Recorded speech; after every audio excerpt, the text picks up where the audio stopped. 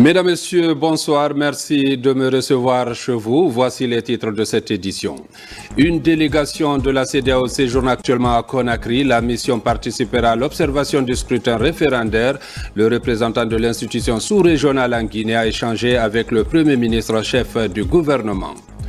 Protection de l'environnement dans la savane, plus de 30 000 plantes pour sauver la forêt de Soumankoy. L'initiative est portée par l'ONG Prévention pour tous qui appuie le département de l'environnement.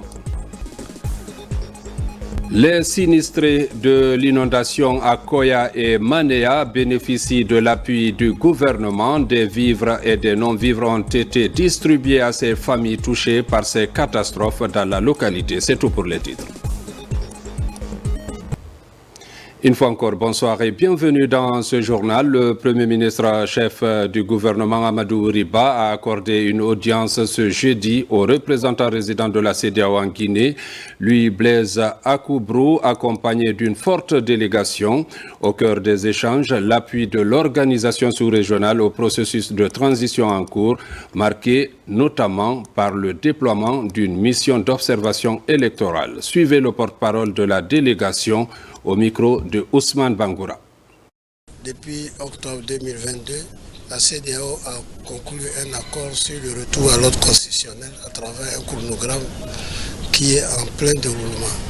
Le 21 septembre, la Guinée va entamer une des étapes importantes de ce chronogramme, à savoir le référendum constitutionnel qui va permettre à la Guinée d'avoir une nouvelle constitution. Pour marquer son appui à la Guinée, le président de la commission de la CEDEAO a déployé auprès de la Guinée une mission d'observateurs qui est arrivée depuis hier.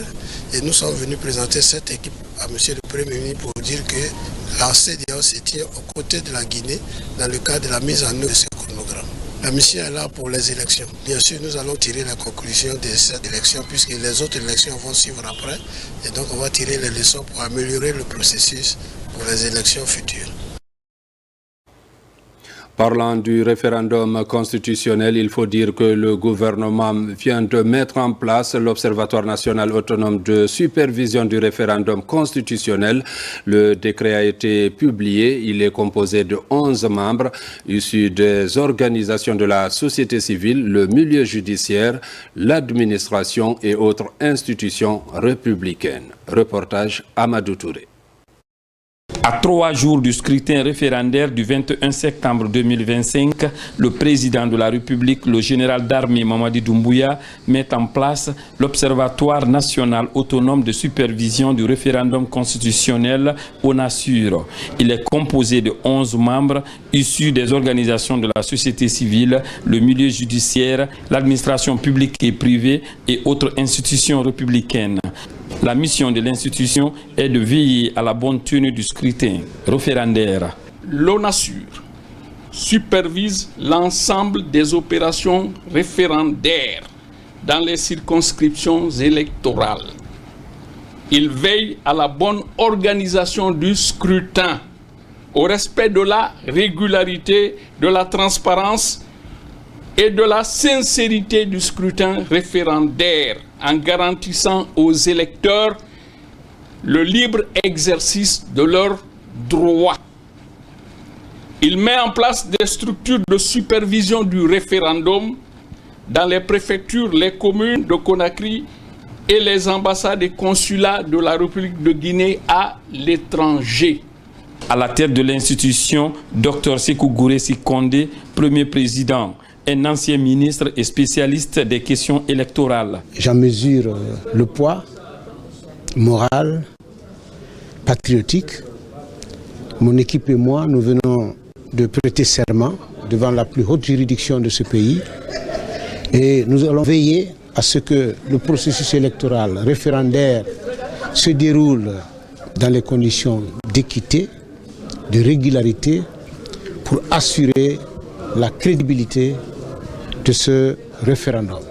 Les représentants du gouvernement, que sont les ministres de la Justice et celui de l'administration du territoire et de la décentralisation, ont félicité les récipiendaires avant d'indiquer. Le retour à l'ordre constitutionnel suit son cours normal.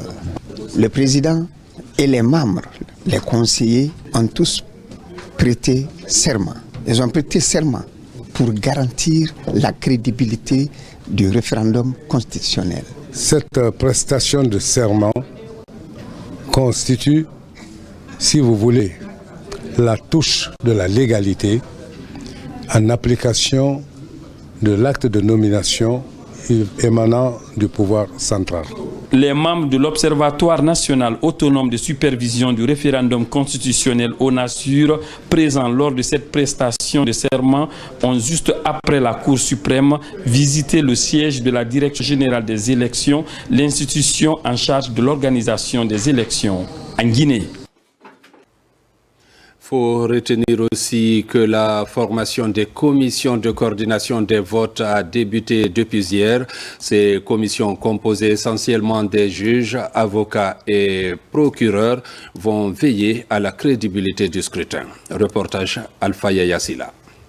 Ils sont des magistrats. Ils assurent la coordination administrative de centralisation des votes pendant le scrutin du 21 septembre 2025. Ces magistrats renforcent leur capacité pour contrer ou éliminer les risques pendant le vote des citoyens. La centralisation des votes constitue une étape cruciale du processus électoral. Elle comporte des risques qu'il est de notre responsabilité de maîtriser et de prévenir. Le premier risque, c'est de trahir sa mission en faisant mal son travail. C'est le plus grand danger.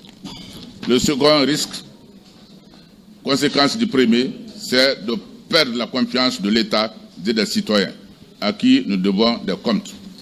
C'est pourquoi j'invite chacun des participants à s'imprégner pleinement des enseignements qui seront dispensés tout au long de cet atelier. Ces magistrats qui veillent sur la régularité du scrutin pour la transparence du vote sont bien conscients de l'enjeu de ce devoir citoyen. Le module consiste justement à montrer au président de la CACV quels sont ses rôles, quelles sont ses missions, quelles sont ses prérogatives, quelles sont ses interactions avec les autres membres, à montrer aussi au secrétaire de la CACV qu'est-ce qu'il doit faire avant, pendant et après le vote, et montrer aussi aux assesseurs, assesseur 1, assesseur 2, ce qu'ils doivent faire pendant tout le long du vote. La région de Kindia, à l'instar des autres régions, prête à quelques heures de scrutin. Parlant toujours du référendum, les préparatifs vont bon train. Les kits électoraux sont déjà sur place. Toutes les dispositions sont prises pour la réussite du scrutin. Reportage Tierno Ousmane Diallo. À quelques jours du scrutin référendaire, à Fria, les autorités en charge des élections rassurent quant aux dispositions prises pour un vote réussi. L'ensemble des kits électoraux ont été réceptionnés. Les cartes d'électeurs distribuées à plus de 98% selon les chiffres fournis par la direction préfectorale des élections qui s'attelle au dernier réglage. Ce que vous voyez comme ça là, je viens de recevoir le matériel électoral qui doit être destiné dans tous les districts et dans les communes urbaines et rurales. Donc c'est ce matériel que vous voyez aujourd'hui. Donc on vient de débarquer et bientôt on doit faire la répartition. Le matériel là est composé de kits bébés, les isoloirs, les urnes, les scellés, les imprimantes, les kits pharmaceutiques pour les membres des bureaux de vote. C'est ce que vous voyez comme ça là. Il y a les bulletins de vote aussi qui sont là. À Fria, 153 bureaux de vote sont enregistrés pour accueillir environ 40 700 électeurs. Avant la réception des kits électoraux, les membres des bureaux de vote ont été formés pour efficacement remplir leur mission. Au jour d'aujourd'hui, tout est en place aujourd'hui parce que les membres des bureaux de vote sont formés. Tout le monde est prêt maintenant pour aller dans les bureaux de vote. Le jour J, la formation est close. Donc c'est ce que nous sommes en train de préparer maintenant pour qu'on puisse, au moins le jour J, pour que tout le monde soit sur le terrain. Avec ce matériel électoral, tous les électeurs à Fria pourront librement s'exprimer le 21 septembre prochain par rapport au projet de nouvelle constitution. Dans ce processus, le retrait des cartes d'électeurs est un passage obligé pour la réussite du scrutin. À Guékédou, le ministre du Travail et de la Fonction publique, en tournée dans les 12 sous-préfectures, invite les populations au retrait des cartes d'électeurs et à identifier dès à présent les différents bureaux de vote. Reportage Mamadi Terna Kamisoko. L'un des principaux enjeux du scrutin référendaire du 21 septembre prochain reste le taux de participation. Conscient de cette réalité, notamment dans les collectivités rurales, souvent absorbées par les travaux champêtres, le ministre du Travail et de la Fonction publique, Faya François Bourounou, sillonne les collectivités locales de Guékédou. Partout, il insiste sur l'importance pour chaque citoyen de retirer sa carte d'électeur et d'intégrer la journée du vote dans son agenda. Si vous ne rappelez pas le jour du vote, les paysans, ils peuvent aller au champ ce jour et espérer revenir le soir, au moment où certainement les bureaux de vote seraient fermés. Donc nous rappelons le jour et que le vote aussi est limité dans le temps. Il y a 1 heure d'ouverture des bureaux de vote et 1 heure de clôture. Nous partageons cette information pour que les citoyens l'intègrent dans leur quotidien. Cette démarche de proximité est favorablement accueillie dans les sous-préfectures visitées par la mission d'information et de sensibilisation. L'objectif est de permettre à chaque citoyen d'accomplir son devoir civique sans aucune contrainte. Je m'attelle aujourd'hui à la campagne de porte-à-porte, à ce travail de proximité qui me conduit vers les populations dans les sous-préfectures et dans les districts. Donc cette démarche vise à sensibiliser les populations sur toutes les modalités du vote, notamment le retrait des cartes d'électeurs. Cet exercice de pédagogie, conduit par le ministre parrain Faya François Bourounou, se poursuit dans l'ensemble des 12 sous-préfectures de Guékédou. Dans la commune de Sonfonia, précisément à Kobaya, la structure Kaira s'implique dans la sensibilisation des citoyens sur le retrait des cartes d'électeurs à travers des causeries éducatives. Plusieurs concessions ont été touchées. La démarche consiste également à sensibiliser les uns et les autres sur le comportement d'un citoyen avant, pendant et après le scrutin. Reportage Mohamed Lamine Kamara. À Kobaya, la sensibilisation des citoyens sur le retrait des cartes d'électeurs s'intensifie. Ici, la structure Kaira, de son côté, privilégie le porte-à-porte comme une stratégie efficace pour toucher le maximum des citoyens dans plusieurs concessions. Nous avons sensibilisé la population sur comment il faut voter, n'est-ce pas? Quelles sont les attitudes qu'il faut adopter. Et aussi, on a sensibilisé les gens à promouvoir la paix et l'unité nationale, à éviter la violence. Au siège du quartier également, ces citoyens reçoivent des enseignements sur comment voter, mais également des messages de préservation de paix et de quiétude sociale avant, pendant et après le scrutin référendaire. Nous avons commencé par le bureau du conseil de quartier, élargi au chef de secteur et au chef de carré, dans le cadre de la sensibilisation. À Kobaya Village, on est à 80,70%. Je crois que c'est un record. Et ça se passe très bien, ça continue. Cette campagne de sensibilisation et d'information de la population sur les attitudes et comportements à adopter avant, pendant et après les élections référendaires du 21 septembre 2025. Une démarche qui traduit et matérialise notre volonté indéfectible à participer à la vie de la nation. Par cette initiative, la structure Kaira compte multiplier d'autres actions citoyennes afin de contribuer au développement socio-économique de la Guinée. Dans la région forestière, les fils ressortissants s'impliquent dans la sensibilisation. Dans les collectivités de Gouéké et Samoé, des rencontres sont organisées pour expliquer l'importance de la carte d'électeur pour le citoyen. Lancé Kamisoko. Dans les sous-préfectures de Gouéké et de Samoé, les populations reçoivent les explications détaillées sur le processus de retrait des cartes d'électeurs.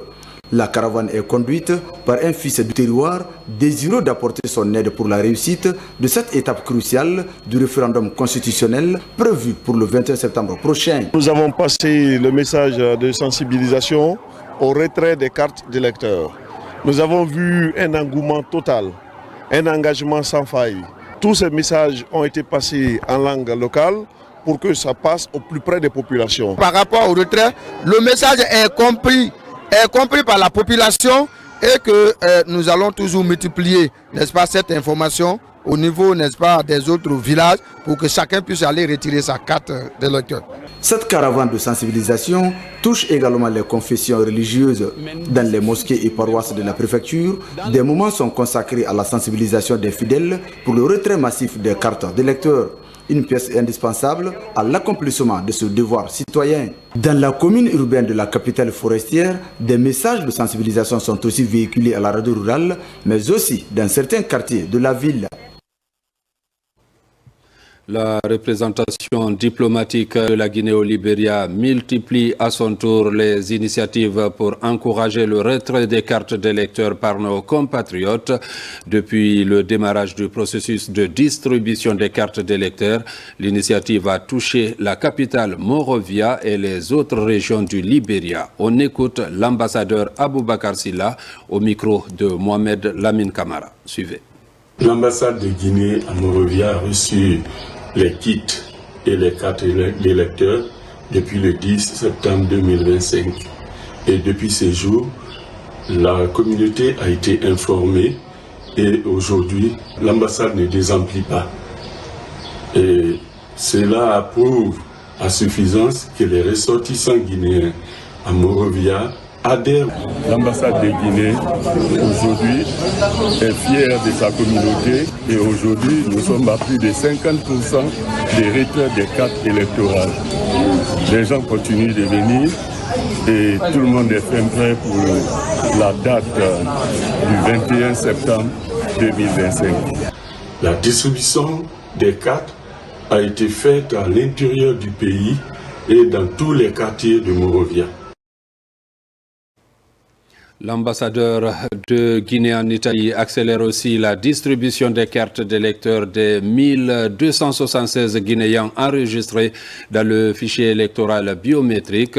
Sur instruction du ministre des Affaires étrangères, Mme Aminata Kobele Keita, ambassadrice de Guinée en Italie, s'est rendue à Turin pour rencontrer les ressortissants guinéens pour une sensibilisation en prélude de la tenue du scrutin référendaire. Reportage Mohamed Souma Amadou Touré.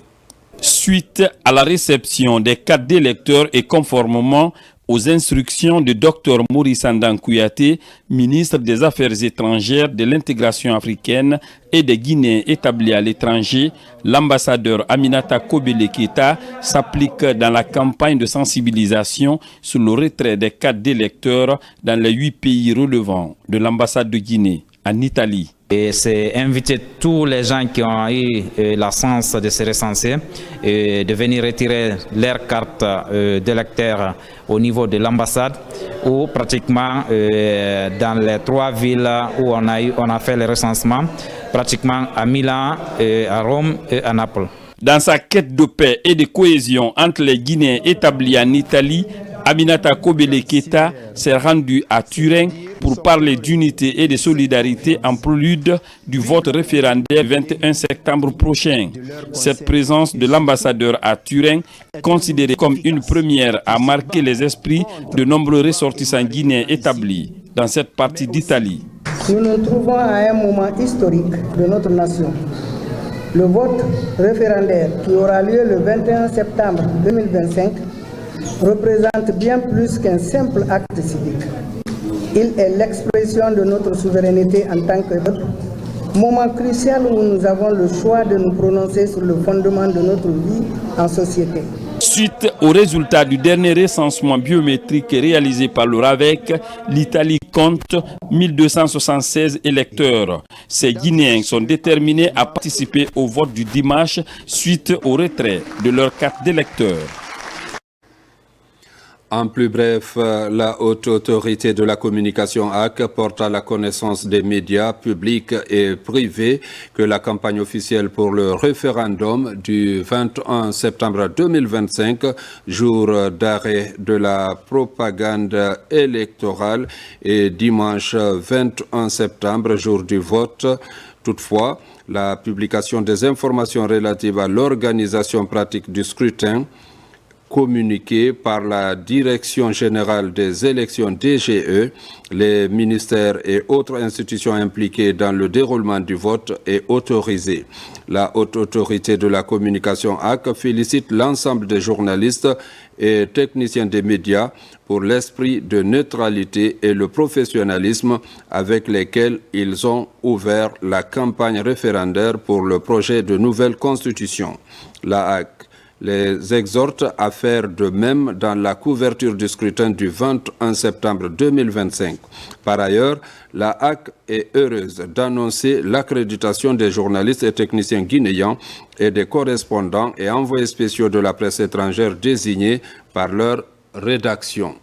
La HAC rappelle que seuls les détenteurs de l'accréditation délivrée par elle sont autorisés à couvrir le scrutin. La HAC invite la Direction générale des élections DGE, les autorités civiles et les forces de l'ordre en charge de la sécurisation du processus électoral à faciliter l'accès aux lieux de vote à tous les journalistes et techniciens des médias détenteurs de l'accréditation. La HAC attache une importance particulière aux présentes dispositions et invite les médias à leur strict respect. Un communiqué signé du président de l'institution, Boubacar Yassine Diallo. L'ambassadeur de la Guinée en République tchèque a été reçu par le directeur Afrique de ce pays ami. L'objectif est de relancer la coopération bilatérale entre nos deux nations. Compte rendu Makeme Keleti Donzo. C'est une relance diplomatique entre la Guinée et la Tchécoslovaquie. Sur instruction du chef de la diplomatie, Dr Morisanda Kouyaté, l'ambassadeur extraordinaire et plénipotentiaire de Guinée à Tchéquie rencontre le directeur Afrique du ministère tchèque des Affaires étrangères.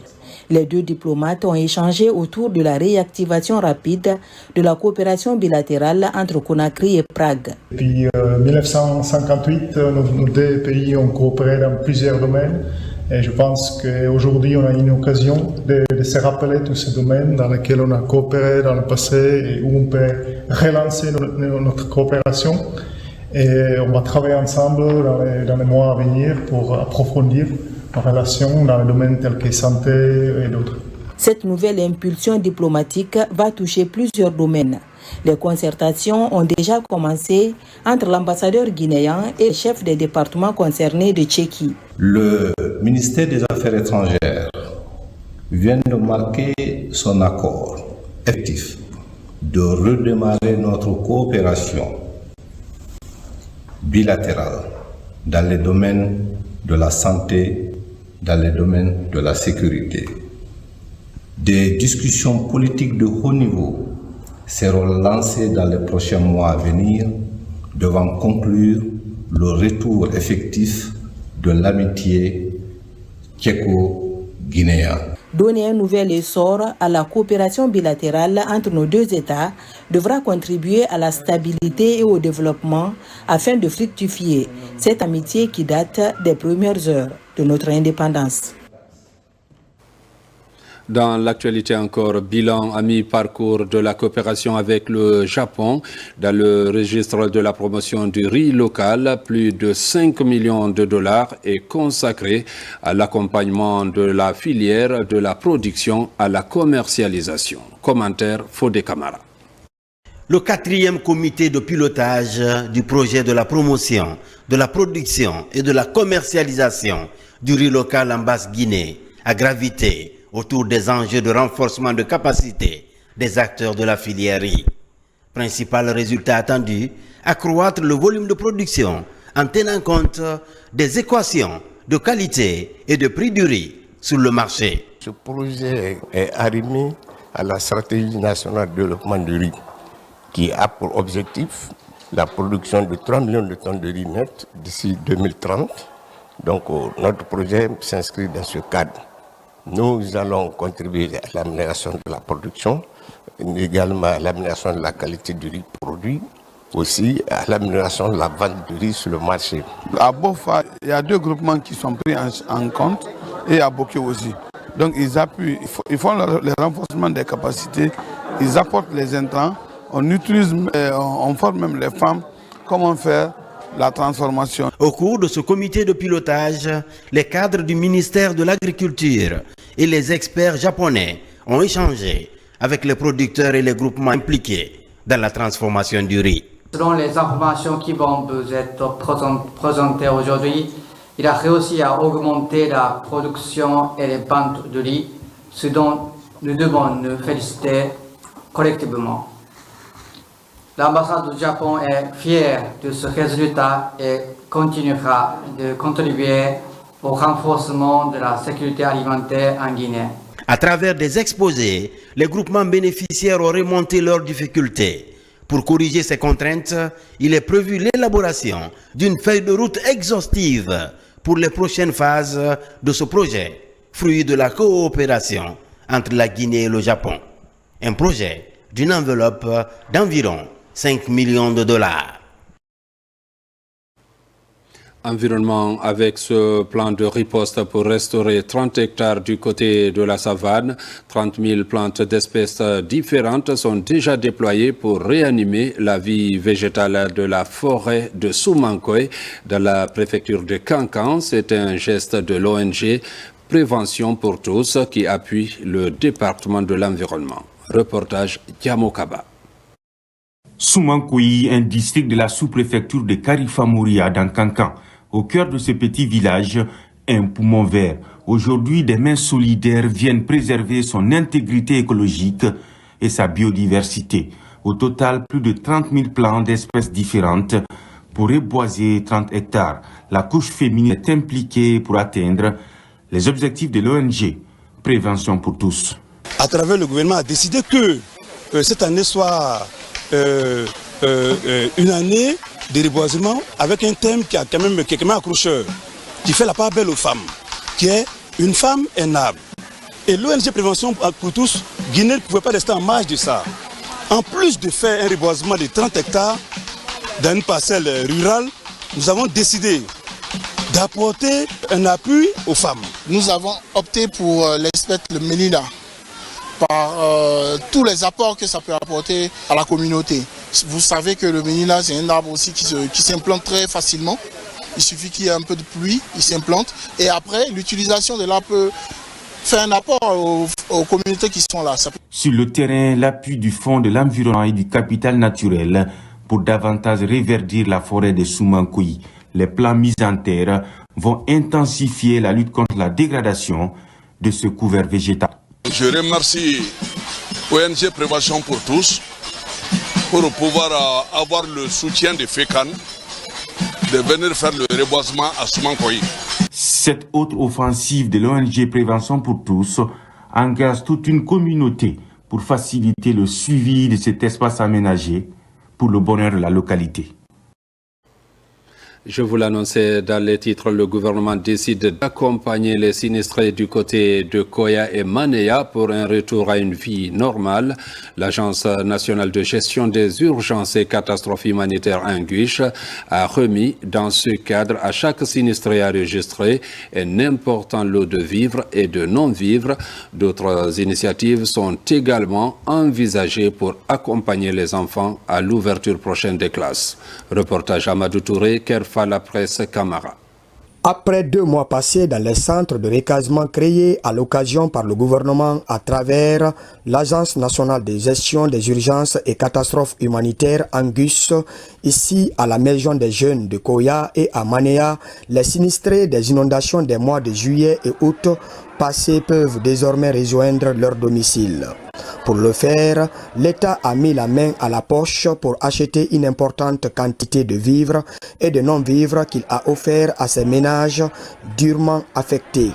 Ces ménages ont été recasés depuis le 2 juillet, pris en charge pendant 2 mois, 2 semaines.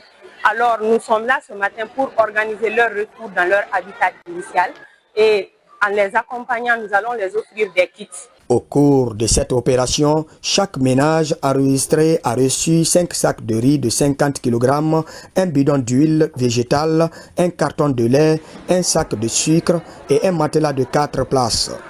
La prochaine étape consistera à l'achat de fournitures scolaires pour les enfants des familles sinistrées et le suivi des ménages impactés suite au glissement de terrain de Manéa. Il faut d'abord remercier l'État parce qu'il a consenti beaucoup d'efforts, qui est là aux côtés des deux collectivités qui ont permis afin que ces collectivités soient remises en cause parce qu'ils ont été affectés, ils ont été exacerbés par les grandes inondations. Aujourd'hui, qui sont un peu remontés avec ce que l'État a fait. Les inondations de cette saison ont affecté plus de 49 230 personnes réparties dans 15 communes urbaines du pays, d'après un rapport publié par l'Agence nationale de gestion des urgences et catastrophes humanitaires, Angus. Dans l'actualité encore, dans la poursuite des activités de la célébration de l'an 35 de la Journée nationale de la jeunesse, une rencontre est organisée à l'amphithéâtre de l'Abbé. Cette rencontre a permis de débattre sur le thème Simandou 2040, opportunités d'insertion socio-professionnelle et économique des jeunes pour une Guinée émergente. Reportage Diarra Diallo, Soulounou Sidibé. Dans la cité de Karamoko Alpha Molabé, cette deuxième journée de célébration prend une dimension plus réflexive. Après les festivités d'ouverture, place au dialogue et à la participation active des jeunes. Les débats s'orientent sur les perspectives qu'offre le projet Simandou à l'horizon 2040, mais aussi sur les défis liés à l'emploi, à la formation et à l'autonomisation d'une jeunesse au cœur de l'émergence nationale. C'est de dire aux gens de regarder tous les piliers, de voir le pilier qui l'intéresse, de se former dans ce domaine afin de participer pleinement. Donc j'aide les jeunes à se former, à se positionner pour vraiment bénéficier des opportunités de ce programme Simandou. Au nom des 77,03% de la population guinéenne qui sont aujourd'hui jeunes, nous nous engageons à être cet organe consultatif qui va porter les préoccupations des jeunes à votre niveau et à être votre bras droit pour la prise en compte de ces besoins au plus haut sommet de l'État. Panels, conférences et ateliers réunissent jeunes leaders, experts et décideurs politiques. L'objectif est de croiser les expériences, d'identifier les blocages et de proposer des pistes concrètes pour une meilleure insertion socio-professionnelle. Jeunes de Guinée, dans un monde en constante évolution, l'accès à une formation de qualité adaptée aux réalités du marché du travail est un levier essentiel pour bâtir une carrière solide, mais aussi pour contribuer activement au développement économique et social de nos communautés. C'est tout le sens de cette initiative. Nous avons à cet instrument, à travers l'OFONIS, la GETIP, la NVJ, l'ONL, l'Observatoire national, beaucoup d'instruments qui nous permettent de travailler à l'insertion des jeunes, à leur formation, à leur accompagnement, à nous de saisir les opportunités. La journée s'enrichit également d'activités culturelles. Des expositions mettent en valeur les talents locaux et offrent une vitrine aux structures partenaires du ministère de la Jeunesse. En plus bref et en image, la Guinée sous le leadership de Mme Rose Paula Pressemou vient d'être élue au Conseil d'exploitation postale CEPE, l'organe de l'UPI chargé des questions opérationnelles, commerciales, techniques et économiques liées aux services postaux. Notre pays représentera l'Afrique pour la zone 5, une reconnaissance internationale en faveur de la modernisation du secteur. Formation de 148 agents de CACV, ils seront déployés pour la centralisation des votes dans les régions de Bokeh, Younoussa Tawel Kamara. Cette journée de lecture du Saint-Coran est organisée par la Fédération des ambassadeurs de paix en Guinée. Elle a réuni les sages, les femmes et la jeunesse d'équipée. L'objectif est de renforcer l'esprit du vivre ensemble en vue de favoriser le développement de la Guinée et promouvoir la paix en cette veille du scrutin référendaire. Vous savez, c'est la journée internationale de la paix à partir de dimanche le 21 septembre. Voilà, aujourd'hui nous sommes réunis en avance pour célébrer notre tour et cette célébration nous l'avons fait en lisant le Coran et demander la grâce de Dieu pour que Dieu puisse nous aider, que la paix soit dans notre pays. Vous savez, comme notre pays, avec tout ce que nous faisons, nous voulons que la paix soit avec notre pays. Les Guinéens doivent se comprendre. La Fédération des ambassadeurs de paix en Guinée s'engage à travailler main dans la main afin de consolider la concorde nationale dans le pays. Cette cérémonie de lecture du Saint-Coran a été initiée par les organisateurs pour accompagner les autorités dans la promotion du vivre ensemble. Vraiment, nous demandons chacun d'entre nous d'aller voter librement et rentrer chez lui librement. La paix est nécessaire, elle est obligatoire pour chaque citoyen pour vivre ensemble. Et réunir les forces pour contribuer au renforcement du tissu social est l'ambition qu'affiche la Fédération des ambassadeurs de paix en Guinée. Comme vous venez de le constater, c'était plutôt la sensibilisation pour la paix et l'unité. Des appels à la cohésion entre Guinéens viennent d'être réitérés par la Fédération des ambassadeurs de la paix en Guinée. Un reportage signé de Nabilaï Kamara. Retour sur ce communiqué de la Haute Autorité de la Communication. La Haute Autorité de la Communication HAC porte à la connaissance des médias publics et privés que la campagne officielle pour le référendum du 21 septembre 2025 prend fin ce jeudi 18 septembre 2025 à 23h59. À cet effet, elle invite tous les médias à s'abstenir de diffuser ou de publier toute information relative à la campagne le vendredi 19, le samedi 20 septembre 2025, jour d'arrêt de la propagande électorale, et le dimanche 21 septembre, jour du vote. Toutefois, la publication des informations relatives à l'organisation pratique du scrutin communiquée par la Direction générale des élections DGE, les ministères et autres institutions impliquées dans le déroulement du vote est autorisée. La Haute Autorité de la Communication HAC félicite l'ensemble des journalistes et techniciens des médias pour l'esprit de neutralité et le professionnalisme avec lesquels ils ont couvert la campagne référendaire sur le projet de nouvelle constitution. La HAC les exhorte à faire de même dans la couverture du scrutin du 21 septembre 2025. Par ailleurs, la HAC est heureuse d'annoncer l'accréditation des journalistes et techniciens guinéens et des correspondants et envoyés spéciaux de la presse étrangère désignés par leur rédaction. La HAC rappelle que seuls les détenteurs de l'accréditation délivrée par elle sont autorisés à couvrir le scrutin. La HAC invite la Direction générale des élections DGE, les autorités civiles et les forces de l'ordre en charge de la sécurisation du processus électoral à faciliter l'accès aux lieux de vote à tous les journalistes et techniciens des médias détenteurs de l'accréditation. La HAC attache une importance particulière aux présentes dispositions et invite les médias à leur strict respect. Conakry, le 18 septembre 2025, le président Boubacar Yassine Diallo. Mesdames, Messieurs, c'est la fin de cette édition. Merci de l'avoir suivi et bonne suite de programme sur la télévision nationale.